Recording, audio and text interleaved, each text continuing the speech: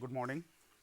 So, today what we are going to discuss about is the Hyperbox classifier, and earlier we had just introduced the problem in the sense that so far the kind of classifiers that we have talked about, it separates between two classes or the regions belonging to two classes which are simply connected, in the sense that if I have a set of feature vectors belonging to two classes which are given in this form. Again, I am taking this example in 2 dimension, having two feature components x 1 and x 2, and if the feature vectors or the training vectors belonging to two classes, say omega 1 and omega 2, they form clusters like this. So, this is one cluster, this is another cluster, where one of the clusters is taken from say class omega 1 and the other cluster is formed by the points taken from another class, say omega 2. Then the regions belonging to these two different classes omega 1 and omega 2, they are to be simply connected, or I should be able to have a simple boundary, either a linear boundary or a nonlinear boundary separating these two classes. Okay. So, either I can have a boundary, a linear boundary something like this, okay, in which case the classes will be called linearly separable, or I should be able to have a nonlinear boundary something like this, in which case the classes are linearly non-separable. So, I should be able to have either a linear boundary or a non-linear boundary. So, accordingly we have talked about different types of classifiers, starting from our Bayes classifier, whether it is Bayes minimum risk classifier or Bayes minimum error classifier and so on, where we have seen that in a particular case, when all the classes have the same covariance matrix, or the points taken from all the classes, they have the same covariance matrix, and at the same time the feature components are statistically independent, or different feature components are statistically independent, then we can have a linear boundary separating the two classes omega 1 and omega 2. Okay. But in general, if different classes have arbitrary covariance matrices, or the points belonging to different classes have arbitrary covariance matrices, in that case the classes are not linearly separable. So, we can have a nonlinear boundary, and mostly what we have is a quadratic boundary. And then we have discussed about the other approaches for designing of linear classifier, like perceptron criteria based approach, or relaxation criteria based approach, or minimum square error based criteria based design approach. In all these cases, we have talked about how we can design a linear classifier that separates two different regions by a linear boundary. Okay. And lastly, what we have talked about is the neural network approach, where if I have a single layer perceptron or a single layer neural network having multiple number of outputs, then what we have is we separate the classes where the classes are separated by linear boundaries. Okay. But if the classes are not separable by linear boundaries, in that case we have to go for multi-layer neural network or multi-layer perceptron, in which case the non-linear boundaries are actually replaced by piecewise linear boundaries. Okay. So, this multi-layer neural network, what it does is it approximates the non-linear boundary by piecewise linear boundaries. Okay. So, in all these cases, the regions belonging to different classes, they have to be simply connected. Okay. But as we said earlier, that if we have a point distribution belonging to different classes something like this,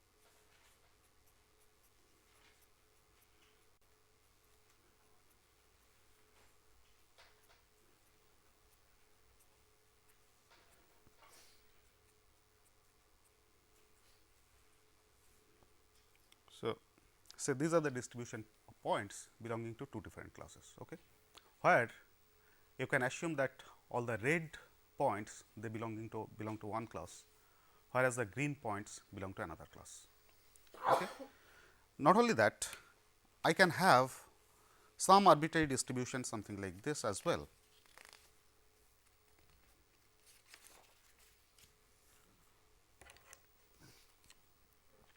So, I have a set of points somewhere over here which belong to one class. Okay. I can have set of points somewhere over here that belongs to the same class. I can have another set of points somewhere over here which also belong to the same class. Okay. And in between I can have, so this is the set of points which belong to one class. This may be the set of points that belong to some other class. Okay. This may be the set of points which belong to some other class, okay, or this set of points may even be extended like this. Okay.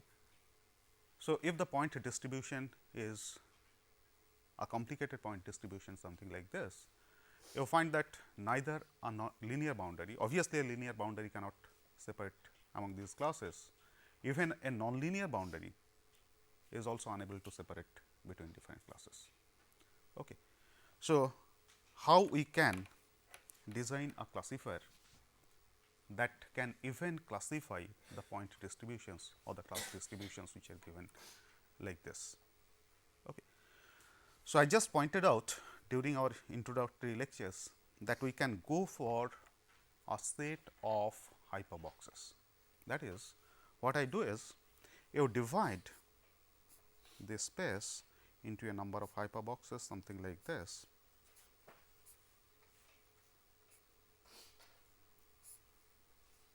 Where different hyperboxes may be having different dimensions. Okay. Similarly, over here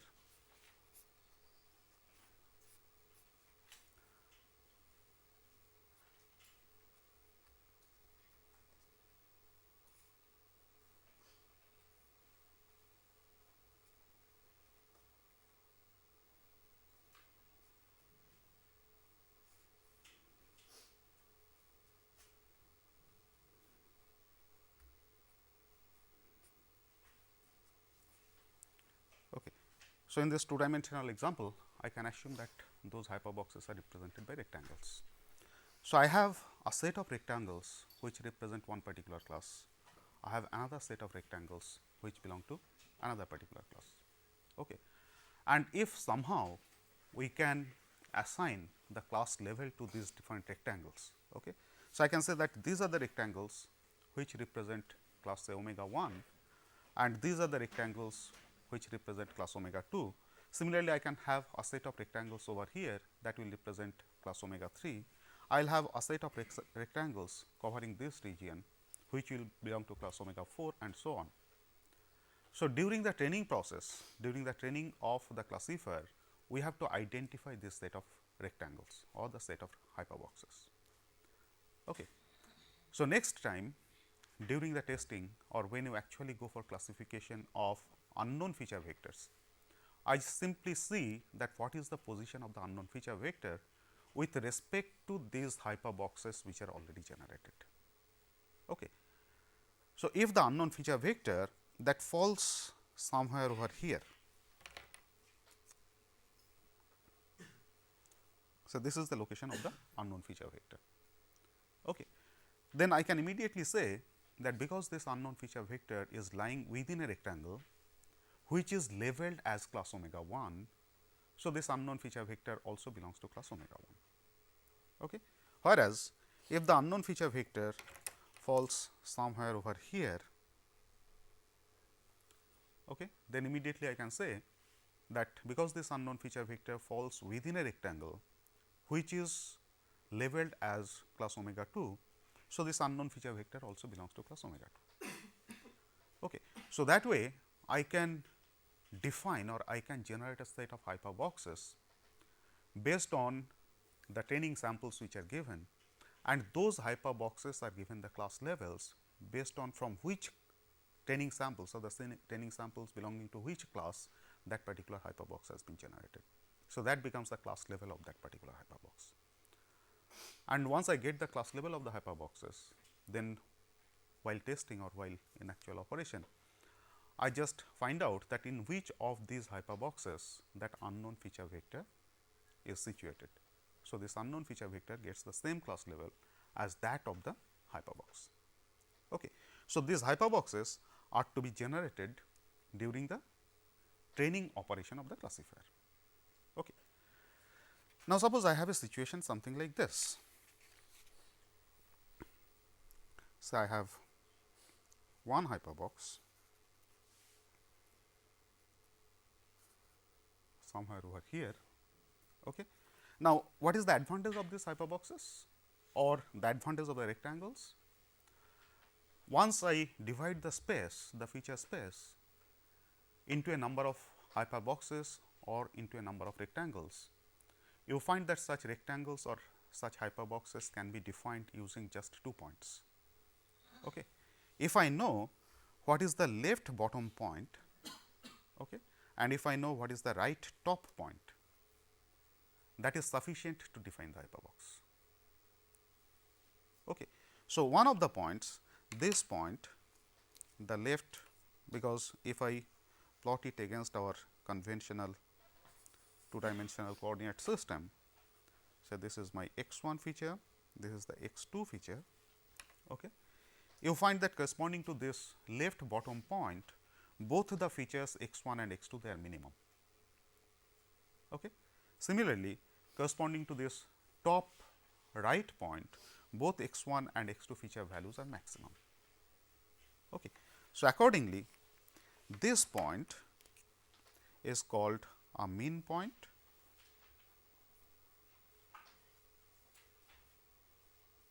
and this point is called a max point.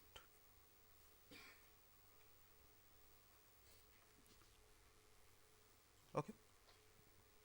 So, once I define this rectangle or the hyperbox using this mean point and max point, such hyperboxes are called mean max hyperboxes.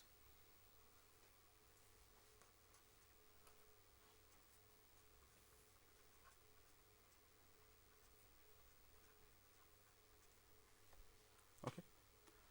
And to see whether an unknown point is within this min max hyperbox or not, suppose this mean point is represented by vector v, which will have x1 coordinate and x2 coordinate, which are minimum among all the points, and it is also represented by max point, which is say w, which also has x1 coordinate and x2 coordinate, which are maximum among all the points within this hyperbox.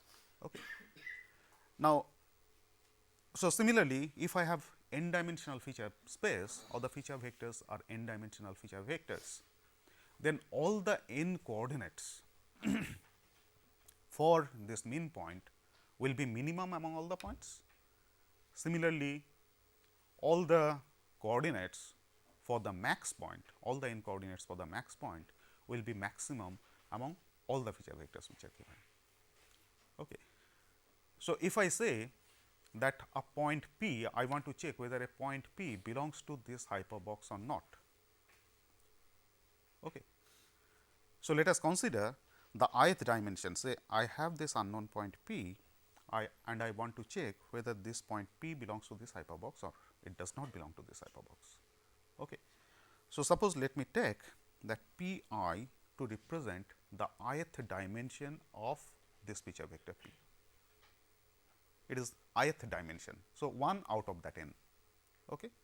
Similarly, for the mean point, say V I represent the ith mean point, that means the minimum value of the ith coordinate. Similarly, W I represent the maximum value of the ith coordinate. So, this is ith dimension, ith component of the max point. So, if this unknown feature vector P has to lie within this min max hyperbox, then obviously I have to have the condition that V I has to be less than or equal to P I, which has to be less than or equal to W I. Okay. And this has to be true for all I varying from 1, 2 up to n. So, for all the components, all values of I, P I has to lie in between V I and W I. Okay. So, if it is so, then we can say that this unknown feature vector P that lies within this hyperbox or min max hyperbox given by the min points V and the max point W. Okay. So, this definition itself tells you that how to generate a min max hyperbox. That is, given a set of points, I want to find out a min max hyperbox which encloses all the points within that set. Okay. So, for doing that, what I have to do is I have to find out every component, the minimum value of every component among all the feature vectors which are there in the set. Okay.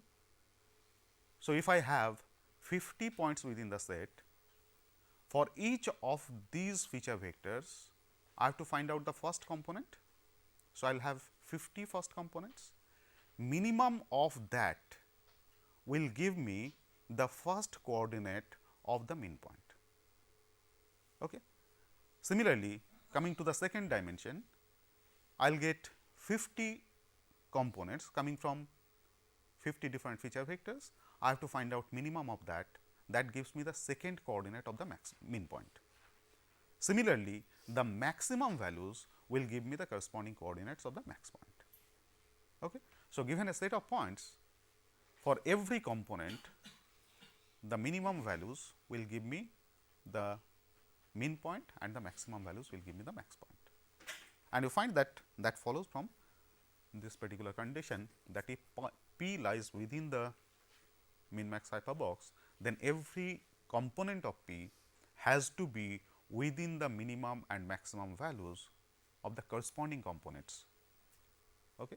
So, within min point and max point, min component and max component of the corresponding hyperbox. Okay. So, by checking this condition, I can easily find out whether a point, an unknown point, belongs to a given hyperbox or not. Okay. Now, come to a situation that suppose I have a situation something like this. So, this is my x 1 dimension and this is my x 2 dimension. Okay. The hyperboxes are generated from the training samples, and as the hyperboxes are generated from the training samples, it is not necessary that set of hyperboxes that you generate that will cover the entire feature space. Okay. It is quite possible that a part of the feature space will not be covered by any of the hyperboxes, because it depends upon the distribution of training samples. Okay. So, suppose I have a situation something like this, that I have a hyperbox somewhere over here which belongs to class omega 1. Okay. I have another hyperbox somewhere over here which also belongs to class omega 1. Okay. I can have another hyperbox somewhere over here which also belongs to class omega 1, right. I can have a hyperbox over here which may belong to class omega 2. Okay. I may have a hyperbox over here which also belongs to class omega 2. Okay. I may have a hyperbox over here which also belongs to class omega 2. So, you find that given these hyperboxes, there is a lot of space in between the hyperboxes which is not covered by any of the hyperbox. Okay.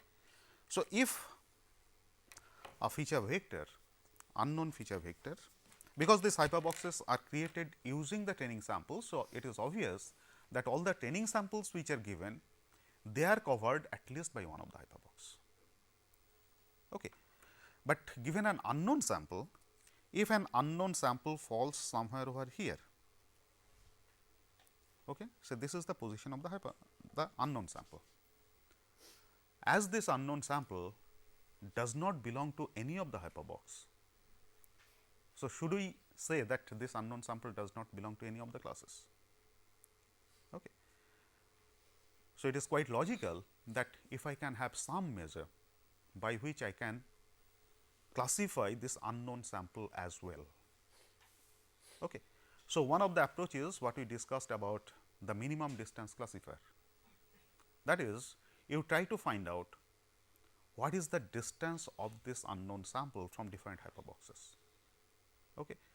So, by calculating the distance, you find out that which hyperbox is nearest to this unknown sample.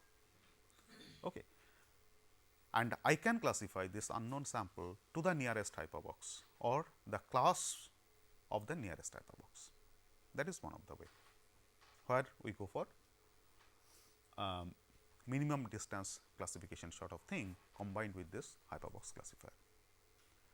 The other approach is which appears to be more logical, because that is what is in line with how we think or how we classify without actual measurement. Okay. So, that is what is called fuzzy membership or fuzzy classification.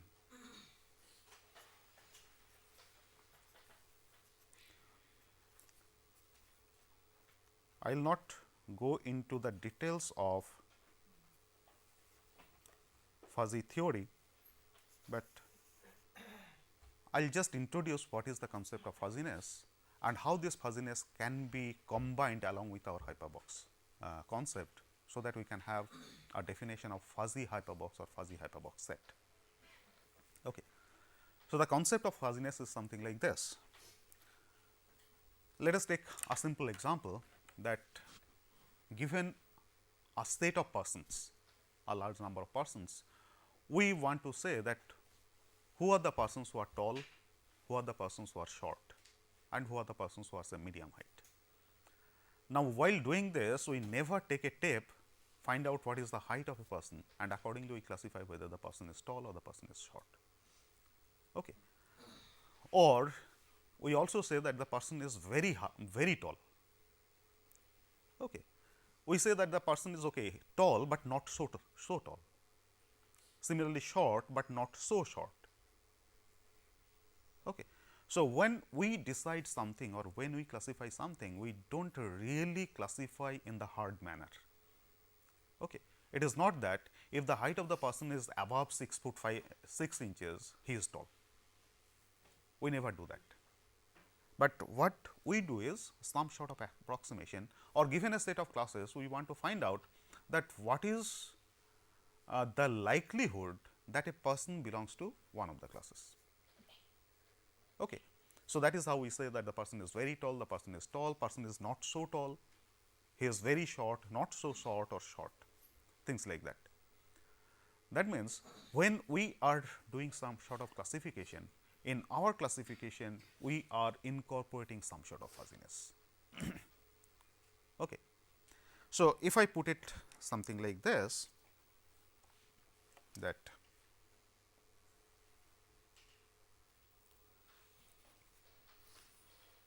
so on the horizontal axis I put the height of the person,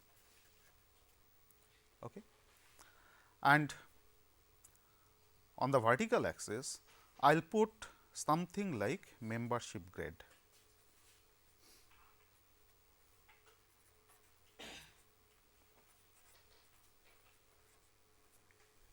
Okay. So, our classification will be, or the classification rule will be something like this.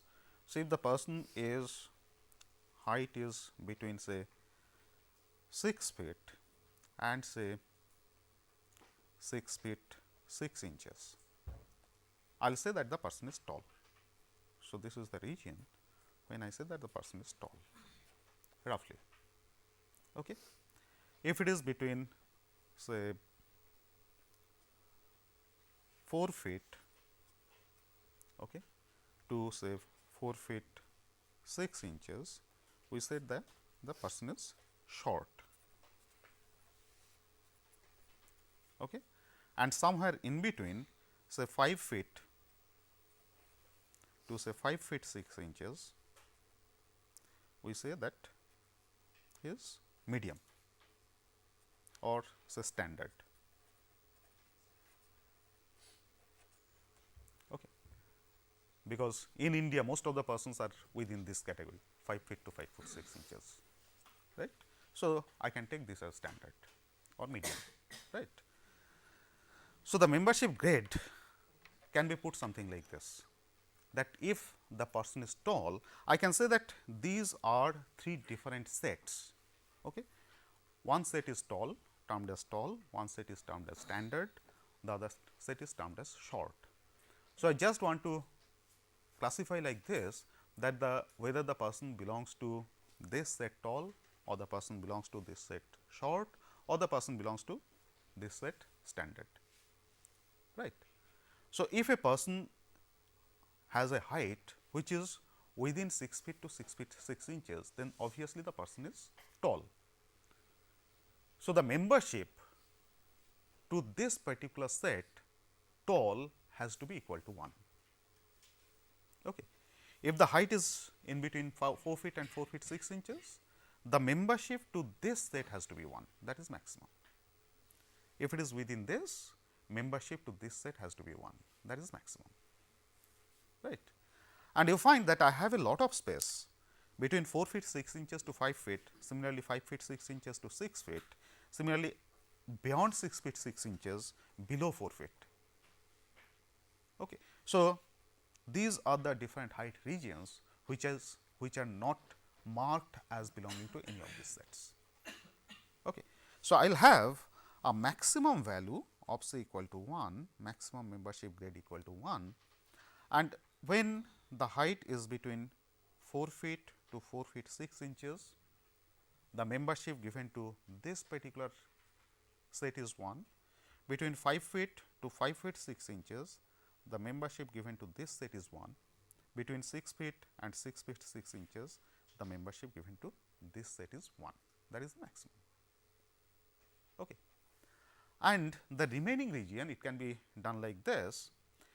If the height is less than 6 feet,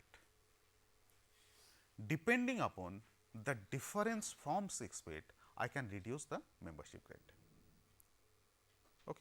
So, I can have a membership grade something like this.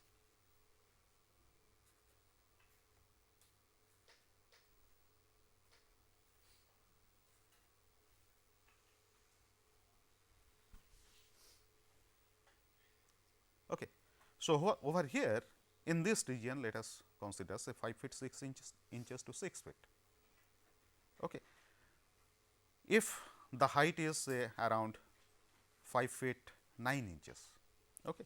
So, I will be somewhere over here at this position. Okay. So, in this location you find that the person gets 2 membership values in 2 of the classes. Okay. So, the membership value to class tall is this, to set tall is this much, the membership value to the set short is this much. Okay. So, this itself I can consider as fuzzy classification, because it tells me that what is the likelihood that the person is tall and what is the likelihood that the person is short. Okay. So, this measure itself, or that way I generate a vector actually. Okay. So, membership to class short, that falls to 0 at this point. So, at this point membership to class short will be 0, membership to class standard will be this much, the membership to class tall will be this much. So, actually I get a 3-dimensional vector, 3-dimensional vector of membership values to different classes. Okay. So, that is what is fuzzy membership vector. So, this fuzzy membership vector itself can be taken as the classification, which is called fuzzy classification. And if I want to make a hard decision, that is decide about whether the person is tall or the person is short or the person is standard, then what I have to do is I have to put a max operator. Okay. I have to find out what is the maximum of all these membership values, and the membership value to whichever class is maximum, I classify the person to that particular class. Okay. So, in fuzzy logic, taking this maximum operator is nothing but fuzzy union. Okay. So, fuzzy union gives you the maximum of the fuzzy membership values. On the other hand, if I take the fuzzy intersection, that gives me the minimum of the fuzzy membership values. Okay. So, as I said that I will not go into the details of this fuzzy logic or fuzzy algebra, but just for our application what is required, I am discussing that. Okay. Now, after giving introduction to this fuzzy membership values, let us see that how we can make use of this concept in our hyperbox classification. Okay. So, what I will do is, given this unknown feature vector, I will try to find out that what is its membership value to different hyperboxes. Okay. And that membership value or the set of membership values themselves can be used as the classification output, or I can find out the maximum of these membership values and I can classify this unknown object to the class of the hyperbox to which its membership value is maximum. Okay. Now, when I talked about this sort of membership profile, this membership profile is not unique. I can have other kinds of membership profile as well. Okay. This is what is simplest. Okay. The membership profile can be something like this. Okay. It can be a triangular membership,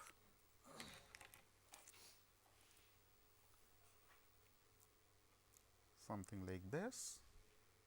Okay. There are different types of membership profiles that can be used. Okay. So, this is triangular one, this is something like your Gaussian curve. What is mostly used is this sort of membership, that is trapezoidal membership profile. Okay. You find that this is nothing but a trapezium. So, what is most commonly used is the trapezoidal membership. Okay. Now, the question is that how do you compute such membership functions? So, we can consider in our case that say this point may represent our mean point corresponding to this particular class tall, and this point will represent max point.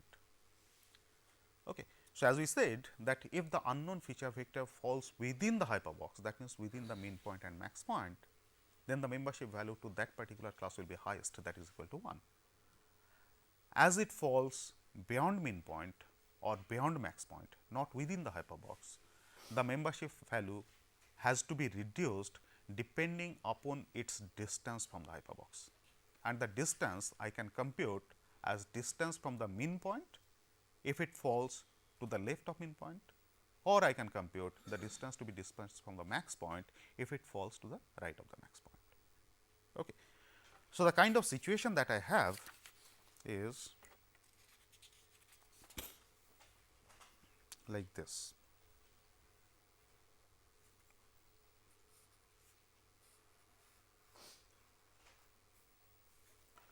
So, let us say that this is where I have the mean point V, this is where I have the max point W. Okay. So, within the mean point and max point, the membership value that will be computed, that has to be maximum, and that is equal to 1. Okay. And beyond mean point and max point, the membership value has to be reduced, something like this. So, this is my, on this axis I have the membership value, and the fuzzy membership value is usually represented by mu. Okay.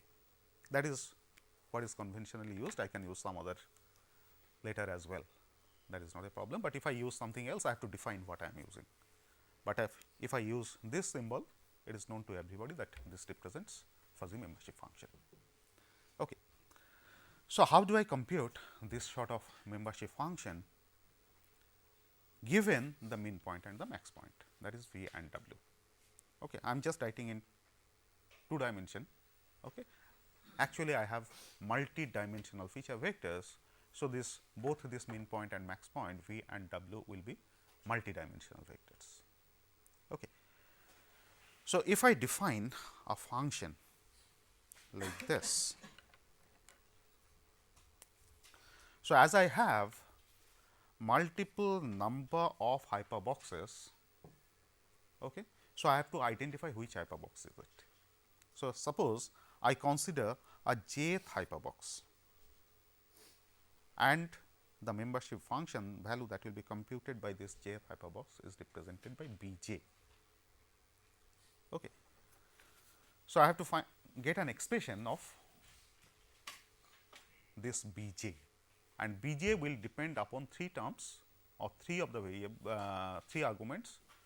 One is the mean point of b j, because b j is a hyperbox, that is mean point of b j which will represent as v j, the max point of the hyperbox b j which will be represented by w j, and our input feature vector which is a, because depending upon the position of the input feature vector, I have to find out what is its membership to the hyperbox b j.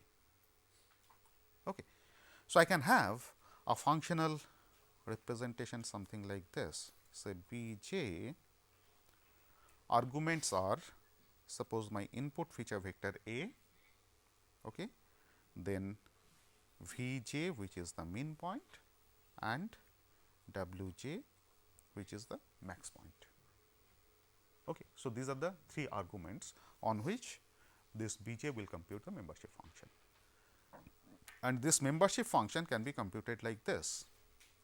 If it is an n dimensional feature vector, or the feature space that I have is n dimensional feature space, okay, then I have to compute the membership function considering all the dimensions, right. So, I define a function something like this, 1 minus f a I, that is ith dimension, minus w j I, that is the ith component of the max point w j, right. This max point w j is the max point of my jth hyperbox. Okay. Then a term gamma, I will explain what this gamma is, okay, minus f v j I minus a I and the term gamma. It is going out of the screen, right. So, like this, take the summation of this, because I have n different dimensions and this I am representing in ith dimension. So, I have take the summation of this for I is equal to 1 to n to consider all the dimensions and take the average.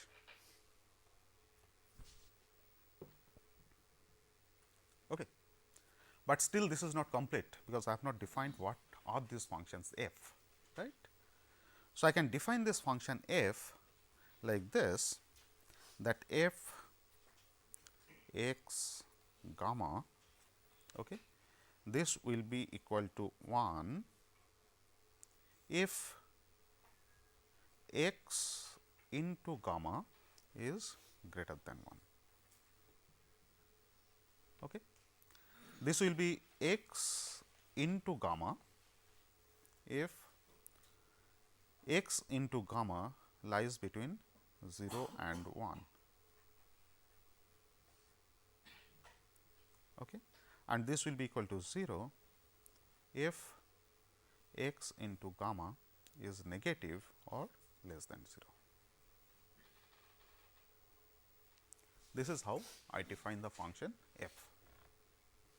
Okay. Now, see what does it imply with respect to this particular diagram.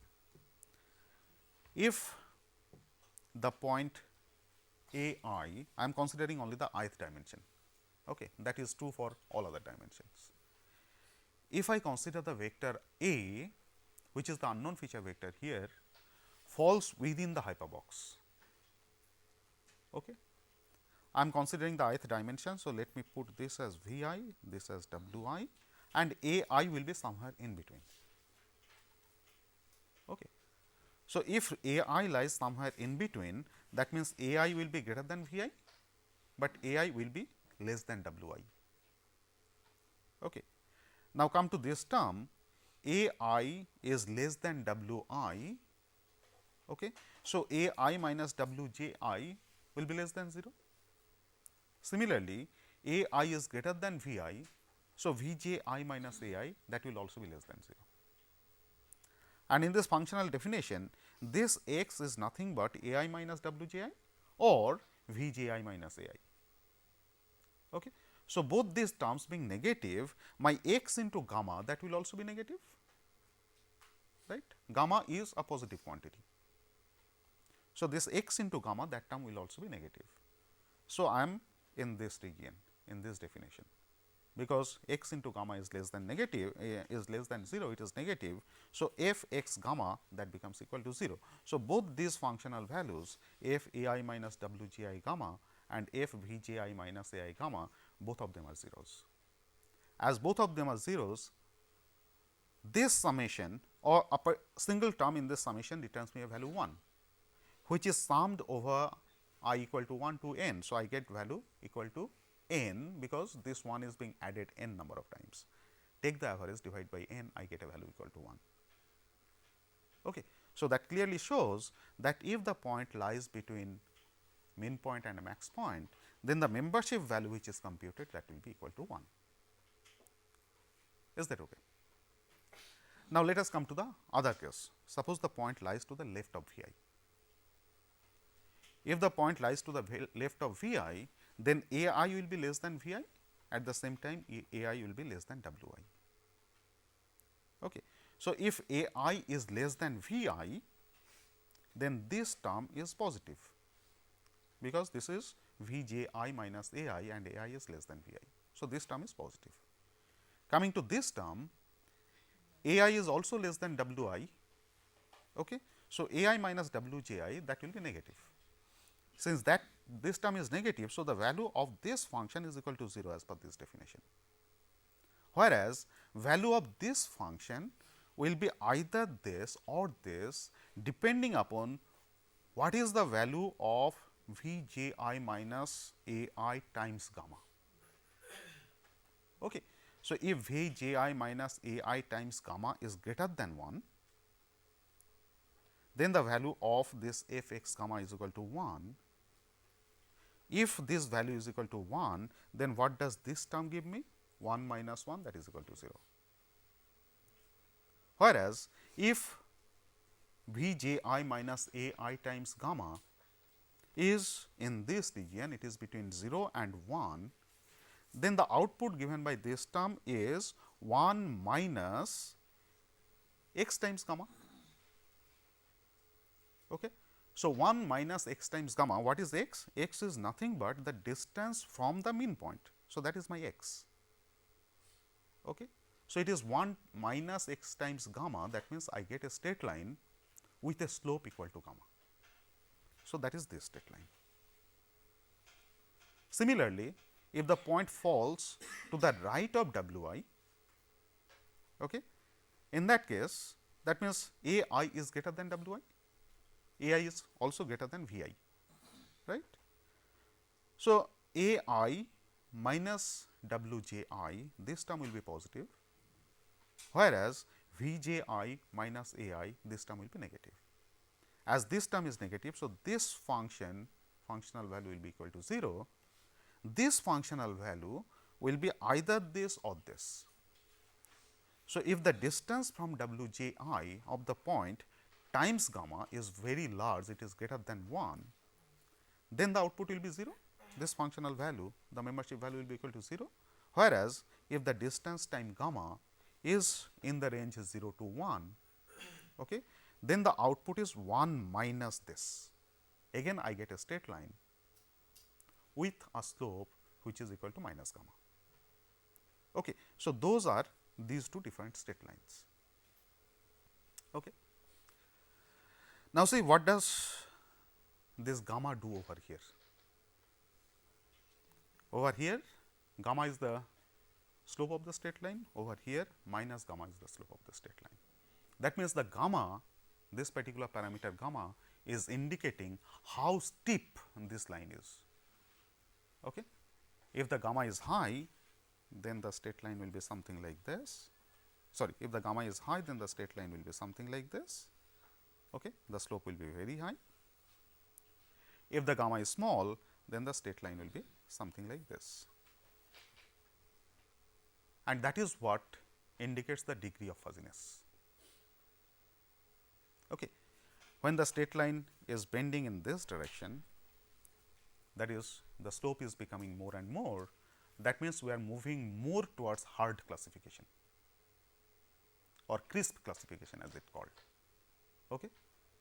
If the value of gamma is less, then the crispness or hardness is reduced, at the same time the fuzziness is increased. Okay. So, gamma is a parameter which controls the degree of fuzziness. If the value of gamma is more, the fuzziness is more. If the value of gamma is less, then the fuzziness is also less, right. So, using this particular expression for different hyperboxes, I can compute the fuzzy membership function of this unknown feature vector to all the different hyperboxes. Okay. Now, to find out the fuzzy membership function of this unknown feature vector to a particular class, I will consider the membership functions computed by different hyperboxes belonging to that class. Okay. So, here if I consider that these blue boxes represent class omega 1 and the green boxes represent class omega 2, I will compute the fuzzy membership function of this unknown point from each of these blue boxes and take the maximum of these membership functions. That gives me what is the membership value of this unknown feature point to the class omega 1. Okay. Similarly, I compute the fuzzy membership function, fuzzy membership value of this unknown feature point from to each of these green boxes, take the maximum of them.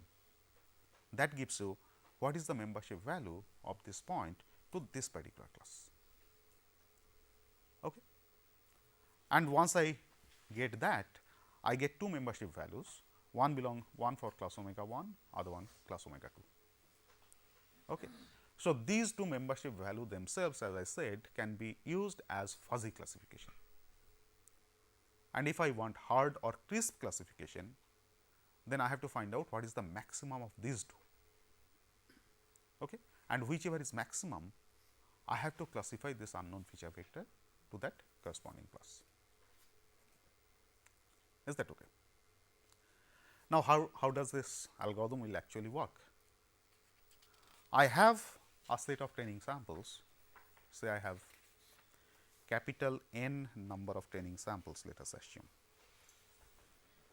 These training samples are coming from different classes. Okay. So, if I have two class, some of these N samples are actually taken from class omega 1 and some of the N samples are actually taken from class omega 2. Okay. So, what I will do is, I will consider these training samples one after another, and while doing so, I will go on creating the hyperboxes, right. So, when I consider the first training sample, I do not have any hyperbox created till that time, right. So, what I will do is, I will create the first hyperbox, but I have a single point. Okay. So, the first for the first hyperbox, I will put the min point and max point to be the same. That means, it is a point hyperbox, which is same as the coordinates of that particular feature vector. Okay. Then I consider the second point. If the second point, because I am considering the points arbitrarily, it is not necessary that second point will come from the same class. Okay. So, if it comes from the same class, then I have to go for expansion of the hyperbox. So, I have an initial point, then I have a second point. So, I have to go for expansion of the hyperbox to include this second point.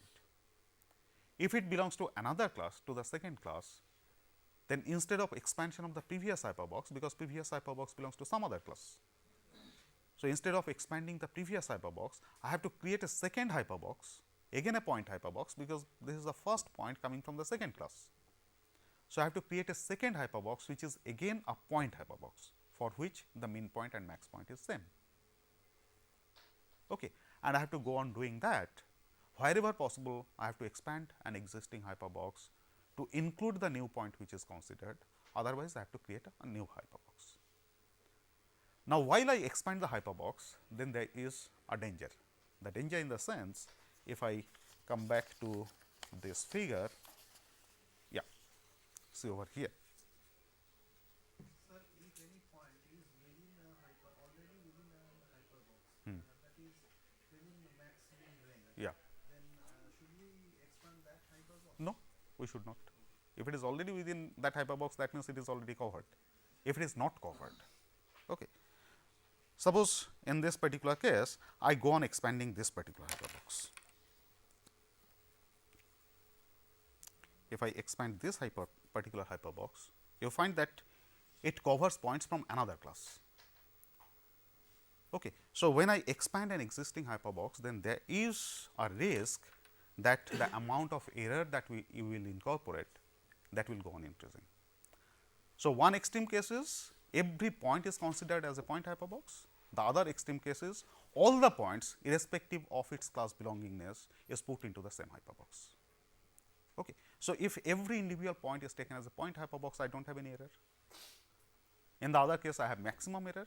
In between, I have error varying between maximum and minimum. Okay. So, if I allow the hyperboxes to expand in an unconstant fashion, then the risk of incorporating error is more. So, I have to put some constant on the way the hyperboxes can be expanded. Okay. So, anytime I get a new point belonging to the class of an existing hyperbox, I should not expand the hyperbox which is already existing in an unconstant fashion, in an uncontrolled fashion, to include this new point. So, there should be some constant up to which I can expand an hyperbox, beyond which I cannot expand an hyperbox. Okay. So, I will stop here today.